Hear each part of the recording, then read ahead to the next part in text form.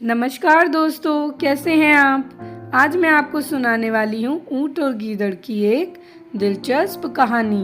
बहुत पुरानी बात है। एक जंगल में दो पक्के दोस्त रहते थे।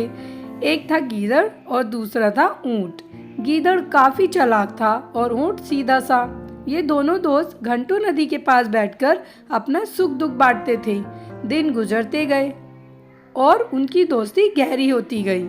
एक दिन किसी ने गीदड़ को बताया कि पास के खेत में पके हुए तरबूज हैं। यह सुनते ही गीदड़ का मन ललचा गया, लेकिन वो खेत नदी के पार था।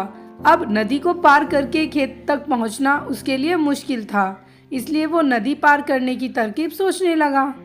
सोचते सोचते वो ऊंट के पास चला गया। ऊंट ने दिन के समय गीदड़ को देखकर पूछा, मित्र तुम यहाँ कैसे? हम तो शाम को नदी के किनारे मिलने वाले थे। तब गीदड़ ने बड़ी ही चालाकी से कहा, देखो मित्र, पास के ही खेत में पके हुए तरबूज हैं। मैंने सुना है तरबूज बहुत मीठे हैं। तुम उन्हें खाकर खुश हो जाओगे, इसलिए तुम्हें बताने चला आया। ऊंट को तरबूज काफी पसंद था।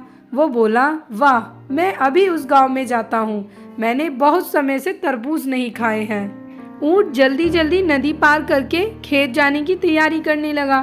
तभी गीदड़ ने कहा, दोस्त, तरबूज मुझे भी अच्छे लगते हैं, लेकिन मुझे तैरना नहीं आता। तुम तरबूज खा लोगे तो मुझे लगेगा कि मैंने भी खा लिए। तभी ऊंट बोला, तुम चिंता मत करो, मैं तुम्हें अपनी पीठ पर बैठाकर नदी पार करवाऊंगा। फिर साथ में मिलकर तरबूज खाएंगे। ऊंट ने जैसा कहा था वैसा ही किया। खेत में पहुंचकर गीदड़ ने मन भरकर तरबूज खाए और खुश हो गया।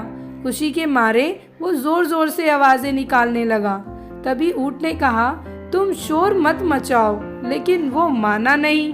गीदड़ की आवाज सुनकर किसान डंडे लेकर खेत के पास आ गए। गीदड़ चालाक था, इसलिए जल्दी से पेड़ के पीछे छुप गया।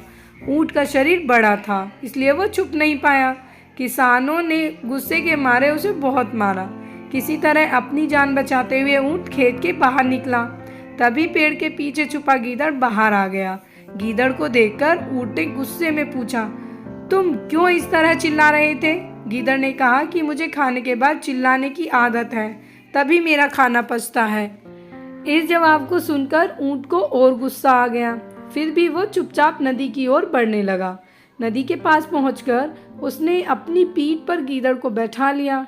इधर ऊंट को मार पड़ने से मन ही मन गीदड़ खुश हो रहा था। उधर नदी के बीच में पहुंचकर ऊंट ने नदी में डुबकी लगानी शुरू कर दी। गीदड़ डर गया और बोलने लगा, यह क्या कर रहे हो? गुस्से में ऊंट ने कहा, मुझे कुछ खाने के बाद उसे हजम करने के लिए नदी में डुबकी मारनी पड़ती है। गीदड़ को समझ आ गया कि ऊंट उसके किए का बदला ले रहा है। बहुत मुश्किल से गीदड़ पानी से बाहर अपनी जान बचाकर नदी के किनारे पहुंचा। उस दिन के बाद से गीदड़ ने कभी भी ऊंट को परेशान करने की हिम्मत नहीं की। कहानी से सीख। ऊंट और गीदड़ की कहानी से यह सीख मिलती है कि चालाकी नहीं करनी चाहिए। अपनी करनी खुद पर भारी पड़ जाती है। जो जैसा करता है उसे वैसा ही भरना होता है। धन्यवाद दोस्तों। तो मैं अब आपसे मिलती रहूँगी ऐसे ही मस्त और दिलचस्प कहानियों के साथ। तब तक आप अपना ध्यान रखें और चैनल को सब्सक्राइब करें।